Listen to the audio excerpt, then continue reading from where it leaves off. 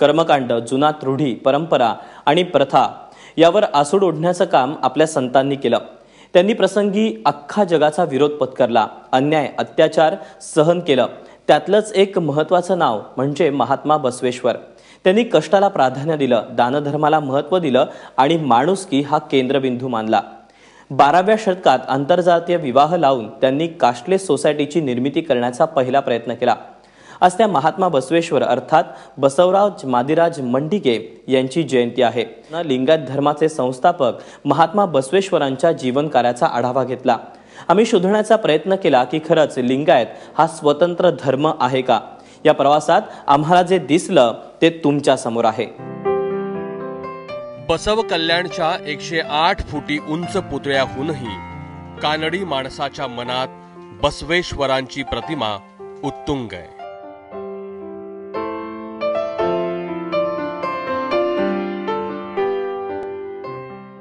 एका राजाचा प्रजादक्ष, लोकहितकारी आणि समाजसेवक महामंत्री अर्थात महात्मा बसवेश्वर। बसवराज मादिराज मंडिगे नावाचा एक महामानव 12व्या शतकामध्ये होऊन गेला। या व्यक्तीनं वेद, पुराण, देव, कर्मकांड सगळं नाकारलं, श्रमाला प्रतिष्ठा दिली। एका अर्थाने हा 12व्या शतकातला कार्ल मार्क्स यांनी जगातली पहिली लोकसंसद भरवली की ज्या लोकसंसदेचे अनुयायी, ज्यांना शरण असं म्हणतात, त्यांनी एकत्रित बसून आदर्श जीवन कसं जगावं याचे नियम बनवले, ज्याला विचार असं म्हणतात, आणि ते प्रत्यक्ष आचरणामध्ये आणले। या व्यक्तीनं ब्राह्मण मुलगी आणि चांभाराचा मुलगा यांचा त्यांच्या पालकाच्या सहमतीनं विवाह लावला 12व्या शतकामध्ये। बसवराज मंडिगे या व्यक्तीची महात्मा बसवेश्वर असा जो जीवन प्रवास झाला, त्या जीवन प्रवासाची ही सत्य कथा आहे कर्नाटकातून।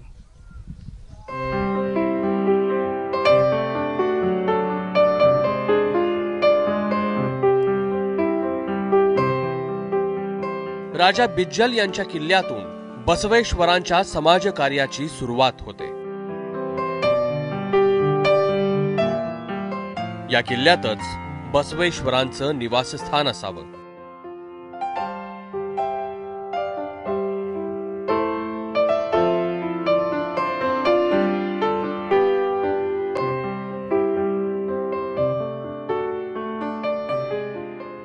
ही बसवेश्वरांनी सुरू केलेल्या जगातल्या पहिल्या लोकसंसदेची प्रतिकृती।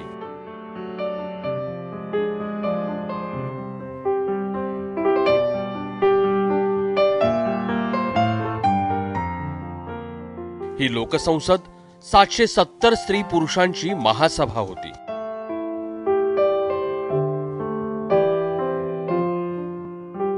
चांभार, कुंभार, तेली, न्हावी, परीट, महार, मांग, शेतकरी, शेतमजूर सर्व जातीचे स्त्री पुरुष या सभेचे सदस्य होते। या सभेत येऊन कोणी काहीही प्रश्न आणि समस्या विचारायचा, त्यावर सभेत चर्चा घडायची, एकमतानं निर्णय घेतला जायचा। महात्मा बसवेश्वरांचं मला भावलेलं सर्वात मोठं आणि महत्त्वाचं काम मला असं वाटतं की ते म्हणजे लोकसंसद, ज्याला तेव्हा अनुभव मंडप असं म्हणायचे। त्याची साधारणपणे रचना, आता ज्याची प्रतिकृती आपण पाहतो ती अशी होती। एक मोठं सिंहासन होतं, कदाचित दगडी असेल, ज्याच्यावरती अल्लम प्रभू नावाचे पहिले अध्यक्ष बसवेश्वरांनी केलं होतं की जो समाज नृत्य करतो त्या समाजातले, म्हणजे अतिशय शूद्र समाजातले ते अध्यक्ष होते। आणि 770 शरण, ज्याच्यामध्ये 70 महिला होत्या, महिलांना प्रतिनिधित्व देणारा 12व्या शतकातला असा हा अनुभव मंडप होता। ये महिला जो है अनुभव मंडप में, उनको कैसा प्रवेश मिला यहाँ पे? बसवेश्वर जी सबको स्वतंत्र दिया था। अच्छा। कोई भी कम नहीं, कोई भी ज्यादा नहीं। अक्का महादेवी उड़तड़ी सी आया, अक्का महादेवी बोलते कोई भी कम नहीं, कोई भी ज्यादा नहीं बोलते, सब एक है बोलते। जगातली पहिली लोकसंसद 27 वर्ष अविरत चालली। लोकसंसदेत बसून शरणांनी ताम्रपटावर 1 कोटी वचनं लिहिली.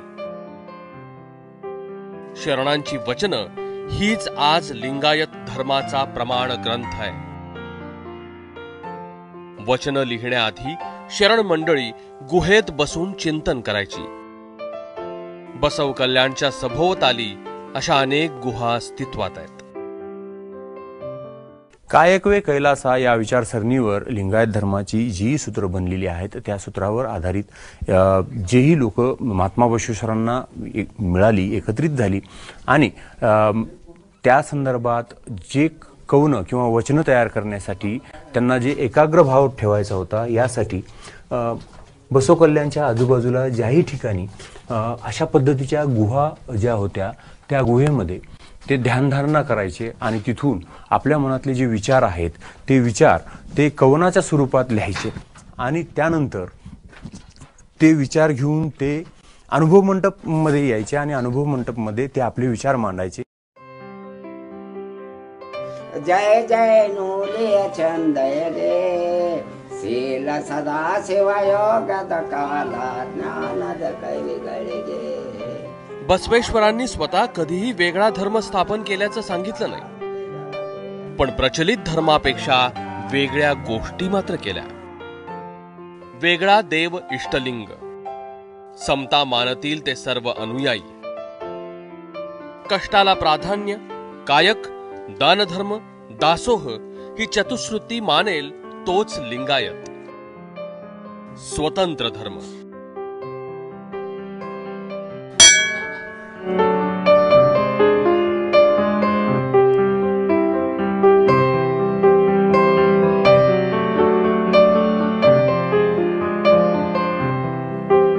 तुम्हाला ईश्वर देत असताना, इष्टलिंग देत असताना सुद्धा बसवेश्वरांनी कुठेही थोतांड सांगितलं नाही. आणि बसवेश्वर स्वतः असं म्हणतात, मरण ही महानवमी आहे, त्याच्यामुळे मी मेल्यानंतर प्रेषित होऊन परत पुनर्जन्म घेईन, ही संकल्पना बसवेश्वरांना मान्य नाहीये. शून्य संकल्पना म्हणजे ऐक्य. शेवटचं स्थळ कोणतं आहे तर ऐक्य स्थळ आहे. म्हणजे जीव आणि शिव यांचं एकत्रीकरण ज्या वेळेस होतं त्या संकल्पनेला बसवेश्वरांनी मान्यता दिली आहे. आणि म्हणून असा ईश्वर, अशा पद्धतीची कर्मकांड बसवेश्वरांनी अमान्य केली आहेत. पंचसूतकाची कल्पना सुद्धा बसवेश्वरांनी अमान्य केली आहे. बसवेश्वर किंवा शाहू महाराज दोघंही हे 2 महात्मे एकच जात मानतात आणि ती जात म्हणजे मनुष्याची जात. स्त्री आणि पुरुष एवढा लिंगभेद सोडला तर ते सुद्धा एकाच जातीचे आहेत असं त्यांचं म्हणणं आहे. आणि म्हणून पुरुषांच्या बरोबरीनं अनुभव मंडपामध्ये पुरुषांच्या बरोबरीनं स्त्रियांना वाव दिलेला आहे. आणि प्रत्येकाला मंदिरामध्ये रांगेत उभं राहायची गरज नाही, तीर्थाटनाची गरज नाही, यात्रेची गरज नाही, 4 धामाची गरज नाही, हिमालयात जायची गरज नाही किंवा कुठल्याही मंदिरात जायची गरज नाही. की तुमची इच्छा होईल तेव्हा तुम्ही ईश्वराची आराधना करू शकता. आणि म्हणून आपल्या हातावरती, या तळहातावरती ते इष्टलिंग ठेवायचं आणि त्याची पूजा जेव्हा इच्छा होईल तेव्हा करायची. मला वाटतं की आपल्या देहाला देवालय संबोधून एकेश्वरवादाची खऱ्या अर्थाने भक्कम मांडणी 12व्या शतकात महात्मा बसवेश्वरांनी केली. बसवेश्वरांच्या लिंगायत धर्मात एकही जात नाही.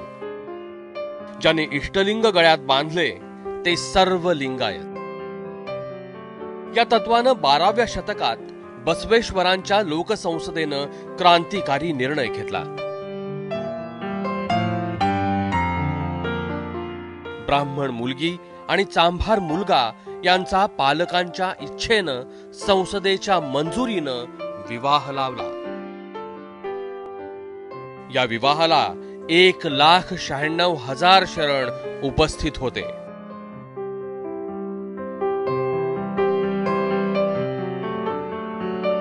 हा आंतरजातीय विवाहही म्हणता येणार नाही, कारण दोघंही लिंगवंत होते, दोघांनी बसव धर्माचा स्वीकार केला होता. तरीही सनातन व्यवस्था जी होती त्यांना ते मान्य होणं शक्यच नव्हतं.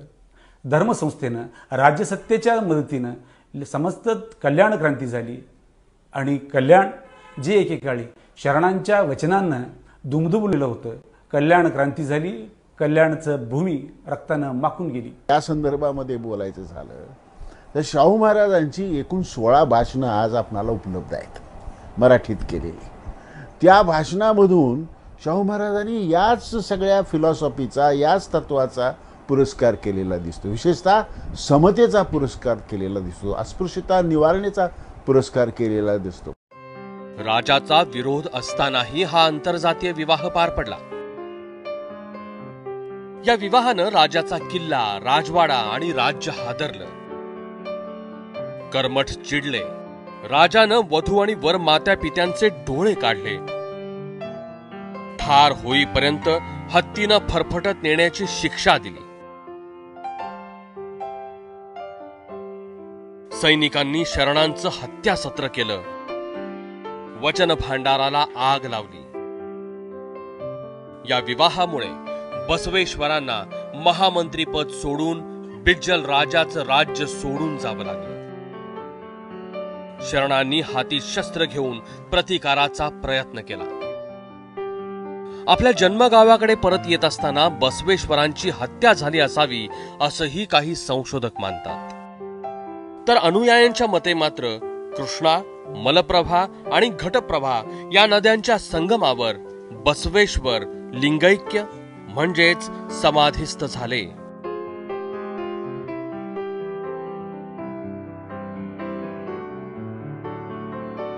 कृष्णा नदीच्या मध्यभागी जवळपास 100 फूट खोल अंतरावरती हे मंदिर बांधण्यात आलेले आहे. तुम्ही बघत असाल हे लोक असे चालत खाली येतात. इथं 100 फूट अंतरावरती पायऱ्या ठेवण्यात आलेल्या आहेत आणि खाली आल्यानंतर या मंदिराच्या मध्यभागी उजव्या बाजूला आपल्याला एक लिंग स्थापना झालेली दिसेल. महात्मा बसवेश्वरांनी आपल्या आयुष्याचा शेवट याच ठिकाणी केला असं इतिहासकारांचं मत आहे. हे बसवेश्वरांचं ऐक्याचं स्थान मानलं जातं. इथेच बसवेश्वरांनी समाधी घेतली.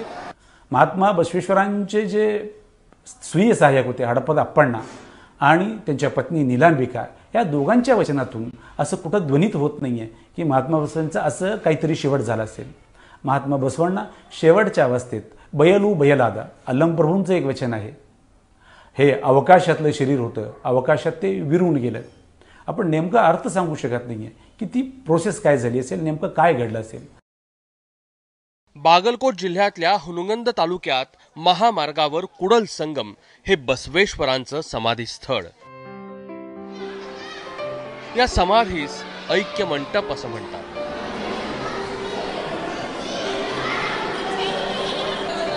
चार दगडी स्तंभावर शंखाकृती कळस असं समाधीचं मूळ स्वरूप. समाधी 850 वर्षांपूर्वी जशी होती तशीच आजही आहे. 30 फूट खोल पाण्यात. आत जाण्यासाठी 120 पायऱ्यांचे चक्राकार 2 मार्ग आहेत.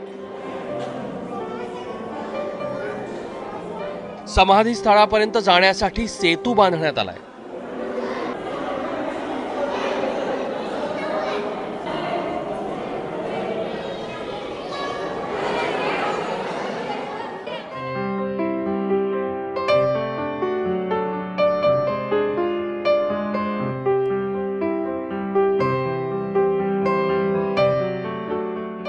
बसवनवाडी हे बसवेश्वरांचं जन्मगाव.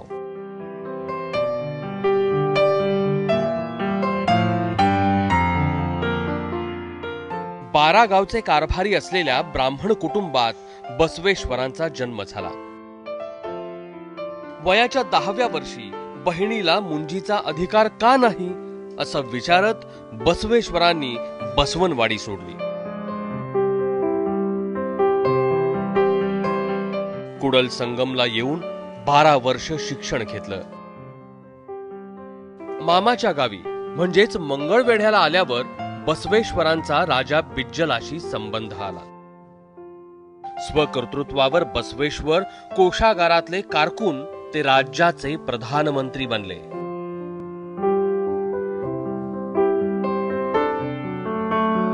मंत्री म्हणून महात्मा बसवेश्वरांनी केलेलं जे काम आहे त्याच्यामध्ये बसवेश्वरांनी आपल्या आयुष्यामध्ये एकही युद्ध होऊ दिलं नाही ही त्यांची राजकीय व्यूहरचना आहे. आणि प्रधानमंत्री म्हणून काम करत असताना बसवेश्वरांनी एकही रुपयाचा भ्रष्टाचार आपल्या राज्यामध्ये राजाला सुद्धा करू दिला नाही.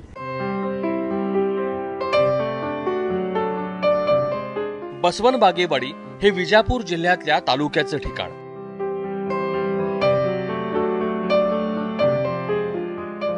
बसवेश्वरांच्या मूळ घराचं बसवण्णा स्मारकात रूपांतर करण्यात आलंय. 88 फूट उंच स्मारकाच्या सभोवती प्रदक्षिणा पथ आहे. स्मारकात अखंड दगडाचे 23 स्तंभ, आई मादलांबिका आणि बाळ बसवण्णाचं मूर्तिशिल्प आहे.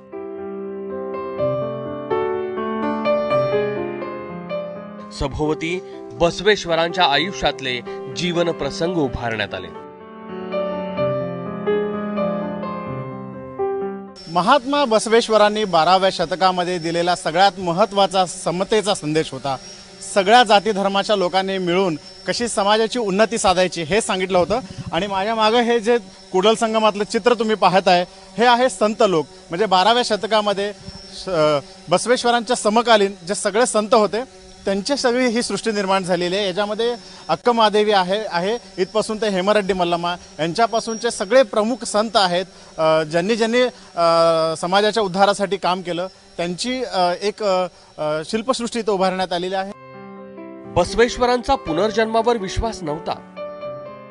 लिंगायत धर्मामध्ये स्वर्ग आणि नर्क ही कल्पना अजिबात नाही. बसवेश्वरांनी मंदिरातला स्थावर देव नाकारला. बसवेश्वर आपल्या वचनात म्हणतात, वेदांवर वार करेन, शस्त्राला बेड्या ठोकेन, तर्काच्या पाठीवर आसूड ओढेन, आगमाचे नाक कापेन. मी मातंग चन्नयाचा घरचा पुत्र आहे देवा, महादानी कुडल संगम देवा. बसवेश्वरांना 62 वर्षांचं आयुष्य लाभलं. आयुष्यभर बसवेश्वरांनी बुद्धिप्रामाण्यवादाचा आग्रह धरला. एकही चमत्कार बसवेश्वरांच्या नावावर आजही नाहीये. बसवेश्वरांनी ज्ञानाला गुरु मानलं. अशा पुरोगामी भूमिकांमुळे राजा बिज्जल आणि बसवेश्वरांचे अखेर मतभेद झाले. कर्मठ, सनातनी आणि कर्मकांड मांडणाऱ्या मंडळींनी बसवेश्वरांचा आयुष्यभर दुस्वास केला. 12व्या शतकातल्या अशा महात्म्याच्या आठवणी जागवतील अशी एकही वास्तू मूळ स्वरूपात ठेवली नाही. बसवेश्वरांची पहिली लोकसंसदही बसव कल्याणमध्ये 2 धर्माच्या वादात सीलबंद आहे.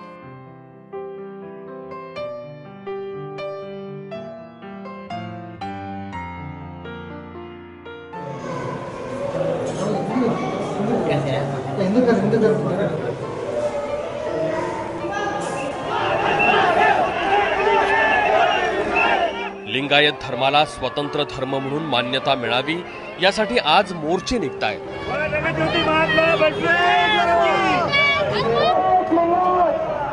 ब्रिटिशकालीन जनगणनेचा दाखला दिला जातोय. ब्रिटिश काळात 1871 ते 1931 या कालावधीत लिंगायताची स्वतंत्र गणना झाली आहे. बाबासाहेबांनी लिहिलेल्या घटनेत लिंगायतांची स्वतंत्र धर्म अशीच ओळख आहे.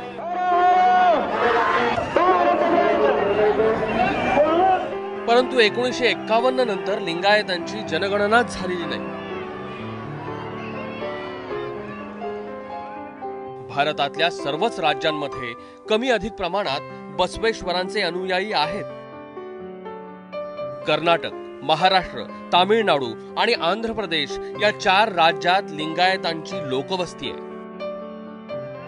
भारतात किमान 4 कोटी लिंगायत आहेत, तर महाराष्ट्रात 1 कोटी जनसंख्या लिंगायत असावी असा अंदाज आहे.